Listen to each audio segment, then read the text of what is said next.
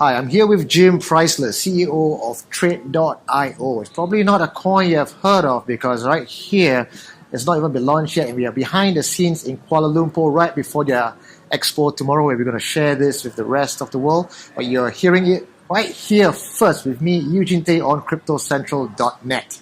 Well, Jim, thank you so much for being on the show. Appreciate it. I've heard about Trade.io from an inside source, and I got to say, I am impressed with it, and it's very hard to get me impressed about coins, but I'm sure a lot of people out there don't quite know about the finance industry or how it works. So maybe you could explain to us what Trade.io is about, because it claims to be disrupting the finance industry, which, as we know, is resistant to change. Right. So how are you guys going to do this? Well, our background is in investment banking, in trading, in public company management, compliance. So we have multiple licenses already. So the heart of this is we have a very successful brokerage firm called FX Prima. So we have licenses throughout Europe. We have a broker-dealer license in the US. Yeah. So that is really the heart of it, where we're evolving it from. And what we're doing is taking that business and moving it onto the blockchain, the trading platform. And we're not doing it as a startup. We're doing it with revenue, profits, and a history and a track record and a trusted brand. Now, the first thing we're going to do is connect the existing trading platform to the blockchain. Interesting, that's kind of cool, but that's not really the heart of it. What ultimately we're doing is we're going to have a fully blockchain-based system where the front end is talking directly to the blockchain, and it's going to be a multi-asset system in that you can trade anything on that platform. Again, that's not necessarily a unique idea. You see multiple people coming out with that. What is unique is that we already have users and liquidity. And I think the biggest thing people are misunderstanding is the importance of liquidity when it comes to trading. That is the secret sauce. If you don't have liquidity, you have the coolest platform and exchange in the world, it's not going to work. And I think that's where we start to come in and add value. And I'll talk to you a little bit more of the other innovative things we're going to do. But that's really first and foremost piece, is that we're an existing business with existing revenue and profits, and we're taking that to the blockchain. And I would say easily that would be the first company of this magnitude coming into the blockchain and crypto industry. This sounds like a huge game changer. And also with regards to the crypto world, as we know, it's based on the ideal that is decentralized power and control away from money, and it's not a game for, or rather it's against the wealthy. But of course, coming from FX primers and the pool that you guys come from, that is where the money is. So coming into the crypto industry or crypto universe, do you think that might be a against the grain of what most of the participants will feel? Well, let me put it this way. The large banks, the establishment, has made off of our clients to date about $500 million plus. So $500 million has been made by Goldman Sachs, JP Morgan, Citibank, off of our trading network. Now, this is the innovative thing we're going to do, is that we're going to take that liquidity away and that revenue stream away, bring it back in-house with this liquidity pool, and share that profit with our traders. So these are big numbers we're talking about here. Now, in addition to that, obviously, we have our own revenue and profits we're generating from the brokerage firm. So how are we doing that? So what we're going to do is we're going to initially seed the liquidity pool with $50 million US plus 50 million trade tokens. And depending on the value of the trade token, that could be worth 50 million, 200 million, whatever it is. That's the initial seed. Our partners that are participating with us through the trade tokens will get 50% of the profit of that pool. Now, they're getting a free ride of what we're contributing to that pool. Now, talking about the decentralization, the other participants and how they're going to gain that profit is they're going to contribute their wallets and their portfolio for a peer-to-peer shared liquidity pool. So now we'll have a pool that we're seeding with a very large amount of money, but we include everybody else's wallets to this. We now can go head-to-head with any other liquidity pool on the planet. We will be large enough that we can take this volume in and process trades more cost effectively. And of course, all this is being written to a blockchain and a ledger, so it's a trusted source. That is the innovative piece. Now, when you have a shared liquidity pool that's very large, with a lot of trading volume, and a global exchange, there's a tremendous number of applications you can put against that. Obviously, trading is the first one. And we're going to have a multi-asset platform, so it's not just Forex, it's equities, debt, anything. We can have different verticals that you can trade over time. But it's really any asset you can trade on our platform. The other cool thing we can do is now we can list companies more cost effectively. And I'll go into that in a moment. But that's going to be the first thing. But after that, there's funds transfer and a number of other things. And what we're going to do is we're doing this in a compliant environment. I mean, ultimately, you can't fight regulations. You can fight hard as you want, but we have multiple licenses already. We're going to be adding a Swiss banking license. We're looking at adding a FX brokerage license in the U.S. and a number of other licenses around the world as required, because we're doing this in a compliant KYC, AML ecosystem. Right? So, that part of the crypto universe we're not really catering to. What we're catering to is real business and real trade that's going on. So would it be right to say, if I were to summarize the entire concept into something that the layman could understand as Trade.io is like the Robin Hood who brings out the wealth from all the banks into you guys and then distributing it to all the end users who can now... So not only you are an investor, a trader, or a brokerage firm, imagine if you're trading with Merrill Lynch or Schwab and you got half of Merrill Lynch or Schwab's profit. Right? That's the unique thing. They're never going to do that. It's such a huge leap for them to have to make that decision. It will be difficult. So not only you trading as a individual investor, you're trading directly with an exchange, and effectively you're your own market maker. Because on our platform, you can see not only the bid and ask, you can see the depth. So you can see the full universe of all the liquidity out there. And we'll be tapping into other liquidity pools as well. And so I think that's the unique thing here, is that it really opens up an opportunity to investors that they've never been able to participate in before. This sounds like huge profit for the participants coming into Trade.io. The other question is, traditionally, people are very used to, there is barrier to entry that before I can be a trader or be an investor, I need to have a certain amount of minimum money to be an investor, and then you get very minute returns. So this all sounds good, but how do we bring this to the end user? Would it be easy? Is the interface easy for them to, anyone can pick it up and be part of it? Or would there be a barrier to entry in terms of learning how to use this application? Well, whether or not people actually trade is their own discretion. We're not forcing people to trade. You can participate in the pool, but just by contributing your wallet effectively, and it's up to your discretion. You can set all your tolerances of what you want to do. If you don't want it contributing while you're sleeping, whatever it may be, right? So all that will be able to set by the user. So that's a very important piece of it, is that it's at the user's discretion on their participation level. Now, so if somebody who just wants to passively participate in the pool, they can do that. I mean, obviously, the most power user is going to be the one who's trading and really using the full platform, right? So they'll have also an interface that's more like a pro user interface versus like a more of a mobile or a iPad type of interface, right? But so we'll have all those different things. So what I understand is you can actually be a passive user, put your money into the liquidity pool, earn yourself some dividends, or you could actually go out there and be your own broker and trader, and then start doing things and making money off the other potentially other ICOs that you bring on board the platform? Yeah, so the participation in the pool is through the wallet. Think of the trade token as a membership key. Right? So you need a minimum. Right now we're saying the minimum of about 5,000 trade tokens to participate as the baseline. But ultimately you're going to be contributing not only trade tokens, but fiat, Bitcoin, Ethereum. And what you're going to be paid back in is the pro rata splits of whatever we earn. So if we earn dollars, euros, Bitcoin, Ethereum, that's what you're going to receive back. So it's also like a innate diversification tool as well. So again, you can passively or actively participate in the liquidity pool. One of the concerns that a lot of traders have is being able to withdraw the money that they have. But you're all licensed and with all the legislation all done up.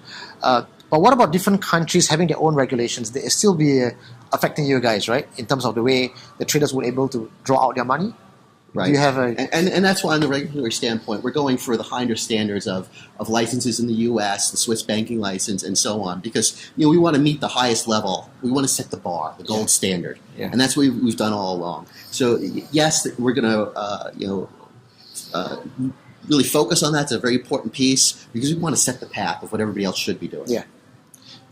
And for FX Primers, it's a company that you mention it to anybody who's into trading and investment. It's a name that everyone knows.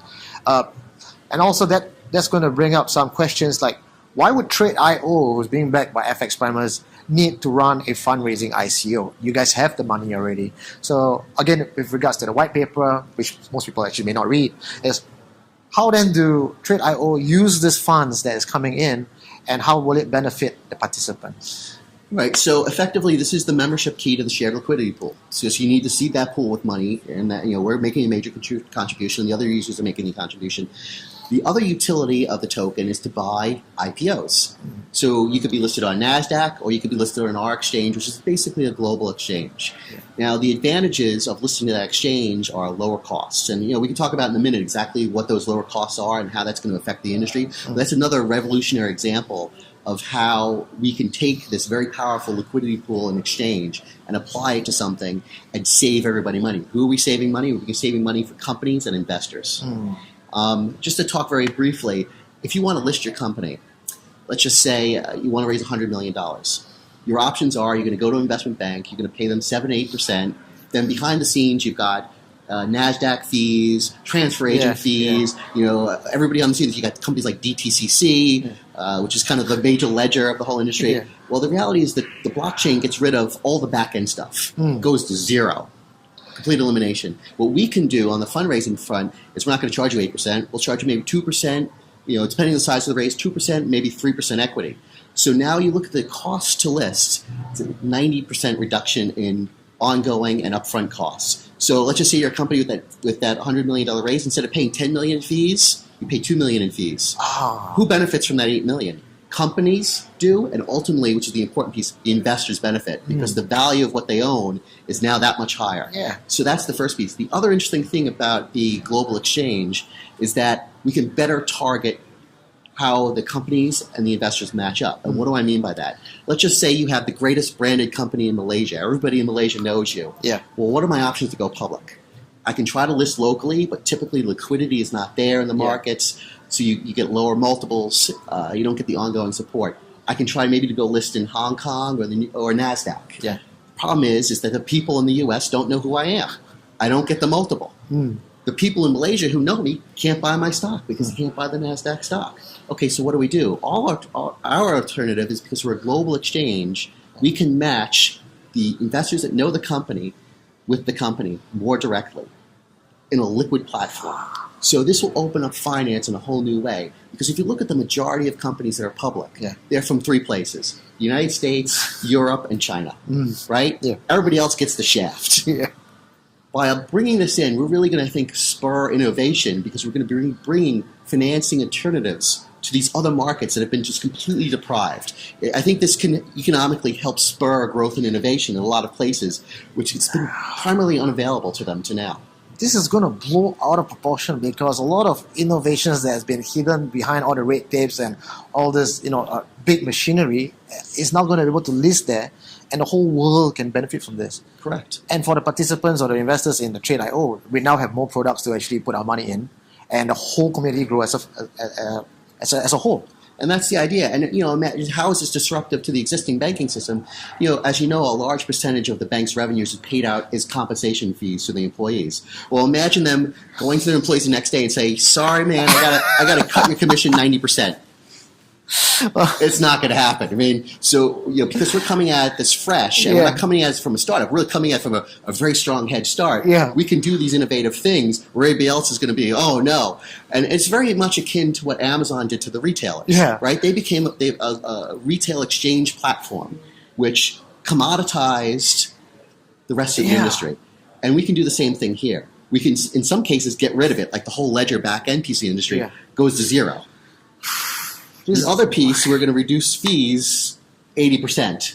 So I think that is the interesting thing. And again, who are the people that benefit from this? It's the investors and the companies. It's the participants that are. It's not the guy at the bank who's making a $20 million commission, right? Yeah. He's screwed. So if you guys were into cryptocurrency because you were angry with the banks and how the money has been flowing, these guys, the Trade.io guys, is doing exactly what crypto and blockchain is meant to, the original vision of decentralizing power and control and giving power back to you guys. And look, the earnings that we guys save from all this middlemen, and inflated bankers' pay is going to go back to the pool, and everyone's going to be happy. Innovation is going to flourish, and it seems like you guys are going to be the number one game changer and also the number one enemy of all the banks. How do you reconcile that? Because with FX primers, you guys are going to be very charming with the banks, and then you have Trade.io, who's like the rebel child. How do you see that relationship to be, Well, we're going to be operating really outside, and we're going to be another liquidity pool provider. So there's a number of places we can go that are looking for liquidity. It's money transfers. It's the people of the Bitcoin exchanges. There's all these other places that need liquidity. So we can plug into them and really grow and help the liquidity of all these other places, which ultimately, as you know, if you add liquidity, improves everybody's execution, it lowers costs. So there's a huge industry for us to really go after before we have to really worry at all what the banks are going to do. I mean, they're going to have to think about this long and hard, because at some point, what we're doing and other people like us are going to probably copy us going to do, it's going to have an impact. But, for the foreseeable future, we could have tremendous, unbelievable growth before that happens. And that's what I'm worried. I really don't care what the banks are going to do and how they're going to react. I'm worried about building our business. And for you guys out there who's more concerned about the dollars and cents of the token cost and how much you're going to get in, understand that our pre-IPO level is $1.25. Am I allowed to say this? So the structure is we're going to do a pre-ICO. The first week's $1.15. The second week's $1.25. And that's typically more for the bigger purchases. Yeah. Then it's going to open up for the smallest purchases. And right now we're setting the conversion as 100 trade tokens to 1 Ethereum. So I can't predict in a month where Ethereum's going to be trading, but that's just a peg for now. Yeah. As of right now, Ethereum is about 300 USD-ish. So you get about a token about $3, right? And so that's a pretty good deal. And if you look at what I hear about what you told me about Trade.io and the possibilities of the growth, and you just have to compare with it to say Ethereum running smart contracts where it is actually a platform for other ICOs to come aboard, you sound like Trade.io is the platform for other established coins with a business model to come on board and get listed. Easily, I'm just speculating here. Maybe I get you to speculate instead. How much do you foresee Trade.io coin to be worth a year from now? Right. So what we're comfortable with is that there'll be an underpinning value of if the people are participating in the liquidity pool, there'll be a stream from that through the wallet. The token, the trade token, is the membership key to that wallet. So there'll be a value there, and this is unique. Most tokens out there do not have anything like this, where there's an underpinning value where people are willing to buy it. So we have that as a first level. And you can do some certain math and examples. I can help you maybe if you write something up, figure out this just mathematically. And then there's the value of what are the other utilities. So if you look at Ethereum, for example, as a vehicle for ICOs. So there's about 100 million or so Ethereum coins out there, and it's trading at $300. So if we take that market cap of 30 billion divided by 500, we're roughly going to come up with a $60 Ethereum comparison, right, for our token versus that. So that would be one example. Now, I'm not endorsing that price. I'm just using the simple math. If we take Ethereum and you said that's what it's going to be, that's what it's going to be. If you use Ripple, it'd be a different example. So, but it's the same thing. You take the market cap of Ripple, you divide our coins into it. So it's really what you believe the utility outside of our floor value is. What I'm comfortable with is our business generating and really driving the underlying growth of the token. All these other things are very speculative, as you know. So it's worth what it's worth now. People just tomorrow could decide it's not worth that, right? So I think I would invest on that point of it. What I'm comfortable is talking about. We expect the utility of the coin to grow, and that will be of true interest. And that utility is driven by our platform. Everyone in the crypto universe, you guys have been speculating on just hopes and dreams and lots of white paper, but right here we have Jim explaining to you how this is a real functioning product instrument to make money. They already have the backing of FX primers, the plan, the goals, the vision. Now all it takes is just for you to shift that belief from unicorns into something that is legit and tangible. And if you like and you're looking at this video and you totally believe and bought into what we say, this is where we will be inviting you to participate in the IPO and pre-IPO session. The link is below. Right. So anything else from you, Jim? Well, I think I do have one piece of interesting perspective to offer on this whole ICO space. My background was I took a lot of the early internet companies public. I actually raised billions of dollars for the early 99, the 90s? Yeah. So, what we saw then is I think going to in many cases play out here. So, what happened then was you raise a ton of money. Companies go off. Some of them don't develop a viable product. They go out of business. Yeah. Some of them develop a viable product. They don't get a user base. They go out of business. Some of them develop a product, get a user base, but they never generate profits. Yeah. They go out of business. So what's left? Typically in that type of scenario, the vast majority of companies disappear.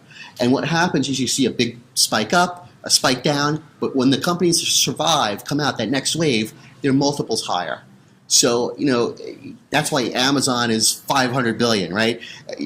During the ride, it went from 100 billion to 20 billion to 500. Yeah. But I think that's a very likely scenario here. So looking at this space, the way I would think about it is that a ton of money has been raised. These companies are going to go out and figure out how to build product. They're either going to succeed or fail. If they fail, the financing's cut off. Yeah. So at that point, we have a window here where everybody's trying to figure out how to build a profitable company. Yeah. So it's not going to necessarily crash right away. Yeah. I think there's a window here because you're not going to know if it's going to be viable or not for quite some time. Yeah. So we have to play that scenario out first. Actually, I just about to ask you that because based on your experience with the dot-com bubble, people kind of compare this crypto bubble to the dot-com bubble and say that it's very similar. There's a lot of speculation, a lot of money being thrown in. In your professional opinion, in the next 2 years, what do you think the crypto scene would be like? Well, I think what's going to happen is that, and again, this is coming from a background where you understand liquidity and exchanges, you're going to end up, even for companies that are successful, they're going to be orphaned. And the reason being is because they did a standalone ICO with no support, right? So their users might be interested, but that may be it. And I think for our exchange, we're hopefully going to be able to pick up some of those companies and start listing them and give them that liquidity. So the successful companies that, they're profitable, we're going to be an avenue for them to really grow, even though they did the original ICO. Many of them I think are simply going to just disappear is what's going to happen. But I think there'll be an opportunity for us to help these orphans, that they came out with this ICO idea, which is really cool. They got some money, but they haven't really fully appreciated the power and the need for the exchange and the liquidity. And I think we're going to help a lot of them out because we're going to start listing them on our exchange as well. Thank you, Jim. And one last question. This is more for something that just popped in my head. What's the inspiration to be running this Trade.io? You sound like there's a lot of thought gone into it, a lot of wanting to help people. And I love that dynamic vision.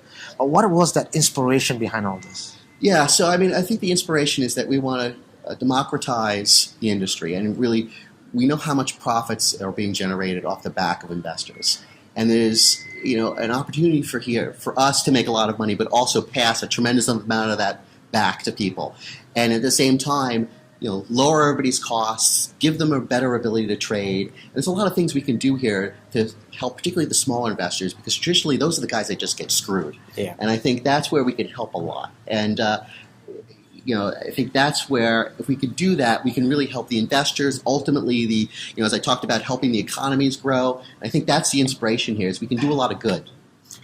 Thank you so much, Jim. Appreciate it. Thank you. Well, you heard it from Jim Presissler here, CEO of Trade.io, who's going to disrupt the finance industry. And in my opinion, these guys are the Robin Hood of the crypto world and the finance industry.